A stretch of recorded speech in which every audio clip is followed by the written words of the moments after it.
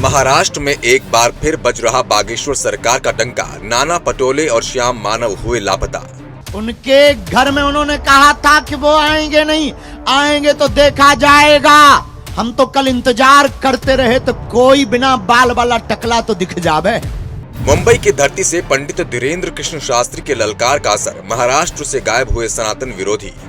तो इंतजार करते रहे कि जो चुनौती दे रहे हैं वो सामने तो आवे।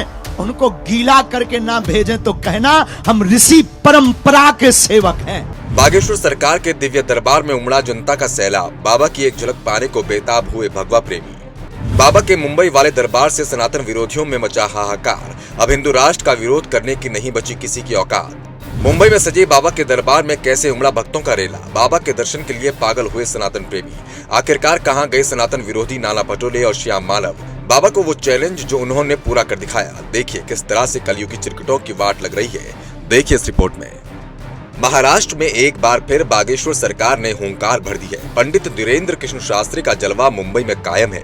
सनातन विरोधियों के लिए बाबा का खुला चैलेंज है कि अगर पंचर पुत्रों की औलादों में दम है तो बाबा के दरबार को रोक कर दिखाएं। दरबार में उमड़ती लाखों लोगों की भीड़ को रोक कर दिखाएं।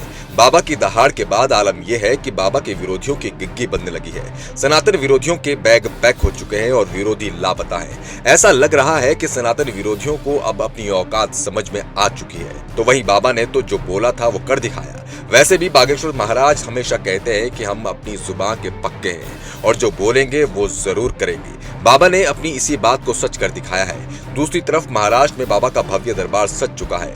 लाखों लोगों की भीड़ बाबा के दर्शन करने के लिए इकट्ठा हो चुकी है, या फिर यूं कहें कि पूरा जनसैलाब बाबा के शरण में पहुंच चुका है। ऐसी भीड़ जो न किसी ने देखी होगी और न किसी ने सुनी होगी। लोगों के मुंह पर केवल बागेश्वर बालाजी महाराज का जयकारा है। लोगों को किसी भी सनातन विरोधी का डर नहीं है। इसके साथ ही लोगों में हिंदू राष्ट्र के लिए जो जोश है और बाबा के लिए जितनी वानगी है वो देखते ही बनती है। पिछली बार बाबा का विरोध करने वाले श्याम मानव और फर्जी नेता नाना पटोले के लिए भी ये एक संदेश है। अगर अब भी उनके अंदर बाबा का विरोध करने का साहस बचा है तो मुंबई के ठाणे में अंबरनाथ पूर्व के प्राचीन शिव मंदिर पर पहुंच जाए और बाबा का विरोध करके दिखाए। लेकिन पिछली बार की मार खाने के बाद अब इन लोगों में इतनी हिम्मत बची नहीं है कि ये सनातनी संतों का विरोध कर सके। अब महाराष्ट्र में कैसे लाखों लोग बाबा के दर्शन करने के लिए उमड़ रहे हैं, कैसे सनातन विरोधी लापता हो रहे हैं, हिंदू राष्ट्र की तरफ बढ़ते बाबा के कदम, सब कुछ बताएंगे हम आपको इस रिपोर्ट में। महाराष्ट्र के ठाणे में बागेश्वर सरकार का दरबार सजा हुआ है। लाखों लोगों की भीड़ यहाँ बाबा के दर्शन पाने के लिए उमड़ रही है। भक्तों के अंदर जज्बा और जुनून भरा है। हर तरफ सनातन प्रेमी ही सनातन प्रेम दिखाई दे रहा है। आलम यह है कि आपकी नजर जहां तक जाएगी वहां तक आपको भगवाधारियों का रैला नजर आएगा। सभी बागेश्वर सरकार के दिव्य दरबार की छटा पाने के लिए यहाँ पहुंचे हैं। तो वहीं इसी बीच एक बड़ी बात ये भी है कि जब बाबा पिछली बार महाराष्ट्र आए थे तो नाना पटोले और श्याम मानव के साथ कई लोगों ने बाबा का विरोध करने का प्रयास किया था। हालांकि अपनी इस बुजदिली वाली हरकत में सफल तो नहीं हो सके थे, लेकिन बाबा का गुस्सा उस समय पूरे आसमान तक पहुंच चुका था और बाबा ने चुनौती देते हुए कहा था, विरोधी कितना भी विरोध कर ले, हम महाराष्ट्र में आते रहेंगे। किसी के बाप में दम है तो रोक कर दिखाएं। उनके घर में उन्होंने कहा था कि वो आएंगे नहीं, आएंगे तो देखा जाएगा। हम तो कल इंतजार करते रहे तो कोई बिना बाल वाला टकला तो दिख जावे।